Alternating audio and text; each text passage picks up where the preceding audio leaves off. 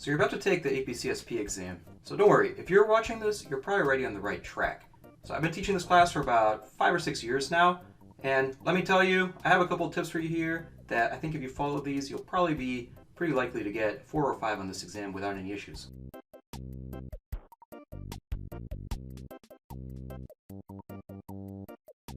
The first question you might have is, how much should you really study for the AP CSP multiple choice exam? So the good news is, in general, AP CSP is considered to be one of the easiest AP classes in high school, but that doesn't mean that you shouldn't have to study for it. Even if you did well in the class throughout the semester, there's a lot of stuff you might have forgotten. For example, maybe you forgot some of the vocab that you learned way early on, maybe in the first semester. Also, make sure that you can do a lot of the non-vocab stuff that you did early on, even if you understood it well back then. So for example, do you remember how to convert binary to decimal? Do you remember how to convert decimal to binary?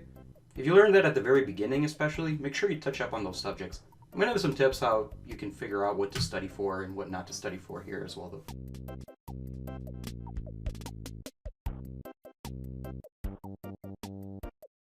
Alright, now I'm going to share the biggest hint that I have for you. This is something very useful that a lot of you might not be aware of. It turns out that every single topic that's going to be covered in the exam is already available to you publicly, and you can read it right now. I'm going to share with you this PDF right now that you might have seen before in different contexts, but it actually has an area that you might not have ever looked at before. So let's take a look at what I'm talking about. Now, I've shared the link to this PDF here, and you might have actually seen this before, especially as you were preparing for the create task. I want to note that this is public, this is available to everyone, but this is actually a really interesting document because this contains the entire curriculum for this class. Now, this actually also contains some stuff that is very specific for teachers to develop curricula for AP CSP. And if you look in the contents of this PDF, there's one section that you might not have seen before. It's this area here in page 23, Big Idea Guides. Let's take a look at what happens if I click here on data, page 41. This is going to be the entire section on data that one would need to teach to make sure that they cover all of the topics about data in AP CSP. And if actually you scroll further down here, you will notice this section right here, topic 2.1, binary numbers. These are all the things that somebody has to cover for binary numbers that are going to be on the exam for this class. So for example, a byte is 8 bits. Bit is shorthand for binary digit, and is either 0 or 1. These are all of the concepts that are required to be covered in AP CSP in order to cover binary. If you look through all of these, there's actually quite a lot of them, but this will be every single topic that is covered in the AP CSP multiple choice exam. Doesn't mean that it's all you have to study. Some of these include some concepts that you will have to practice in some form, like how does a loop actually work, for example. But this will tell you pretty much everything you need to know.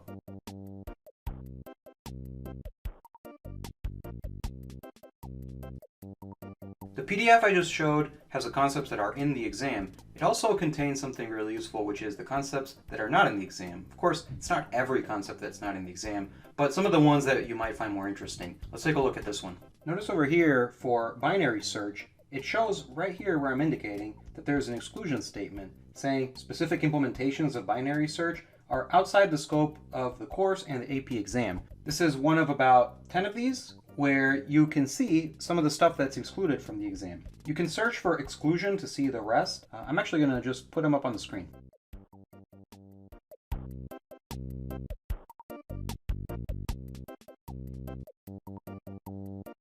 Now notice that the contents of the exam are weighted. About 70% of the exam is the actual multiple choice exam, while 30% is the create performance task, which you probably already did, or have at least had enough classroom time to finish. Also, there's other weights within the exam. Take a look at these little graphs that I have here. As you see here, the different ideas are weighted differently.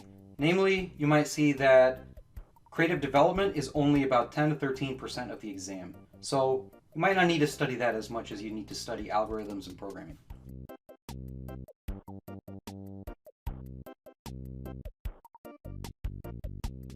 As the cliche goes, practice makes perfect. You really want to practice, practice, practice to prepare for this exam. If nothing else, it'll actually show you the kind of stuff that you might not expect or might not be prepared for as you do some sample exams and practice problems. The PDF that I linked has a couple practice exam questions. It only has about, I think, like 20 or so, which is not a huge number, but you can actually find a lot of practice exam questions on the internet. Just do a simple search. You'll find tons of them out there. There's also sites such as albert.io. They have a bunch of practice exams that you can take as well. And if your teacher gave you a practice exam, make sure to do the whole thing. In fact, make sure to do it timed. Whatever website is part of your curriculum, such as code.org, will usually also have a bunch of practice questions at the end of each lesson or chapter. Make sure to do those. Also, you might have done some practice quizzes or some tests throughout the semester. Make sure you look at those as well. And lastly, the biggest resource, in the very channel that you are watching this video from, there is a whole bunch of questions that I've prepared with detailed explanations of how to do different types of problems in different categories and different sections. So make sure to check those out.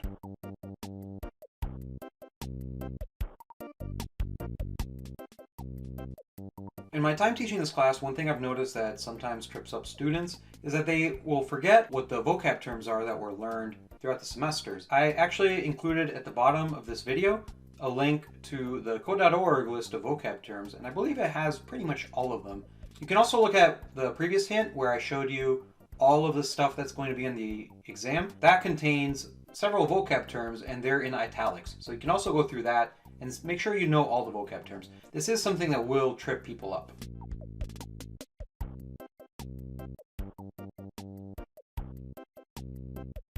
Before you get to the exam, and as you're practicing for the exam and taking different practice questions, make sure that you can finish them on time. The exam is 70 questions in 120 minutes, which means that you have a little bit less than 2 minutes per question.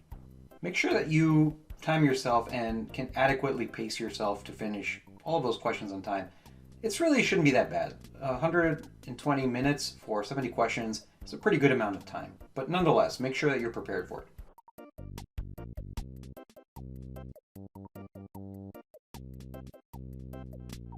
Alright, now this is a huge point that might really catch you off guard if you're not ready for it. So if you took this class through code.org in JavaScript or through Python or most of the popular languages, you will know that in those languages, a list or an array is indexed starting at 0, which means 0 is the first item in that array.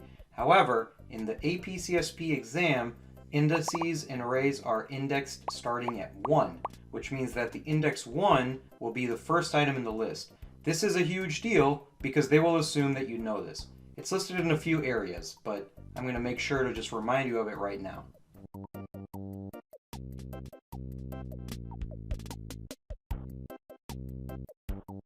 Now here's a subtle thing you may have missed, and actually if you look carefully at the question statements, you will notice that one of them is actually described as 5 multiple choice questions in a reading passage. These 5 questions will involve some reading, like a little passage you have to read, and a diagram or some sort of similar flowchart, and they're going to be 5 multiple choice questions about that passage and about that diagram.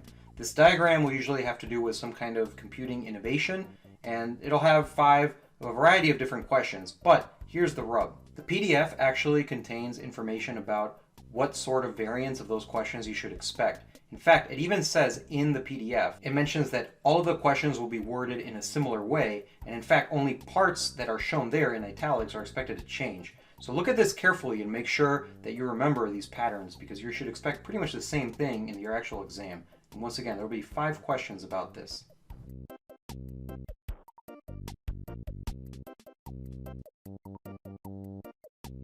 The last thing to mention that's pretty important is that AP CSP changes every year. Every year since it's been introduced in 2015, it has changed. It has added new topics, sometimes removed topics. Sometimes topics were too hard and they got rid of them. For example, in this exam you will not find anything about hexadecimal. However, if you look at some really old practice exams, you might run into problems about hexadecimal.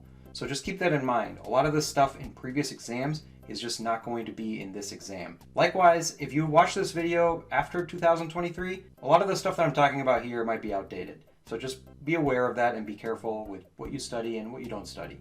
And with that, that's all the hints that I got. I think at this point you should be pretty good. If you watch this whole video, that means you're interested enough to do well on this. If you follow these hints, I think you should be in pretty good shape. So good luck on your exam, do some practice, get some sleep, and see you around.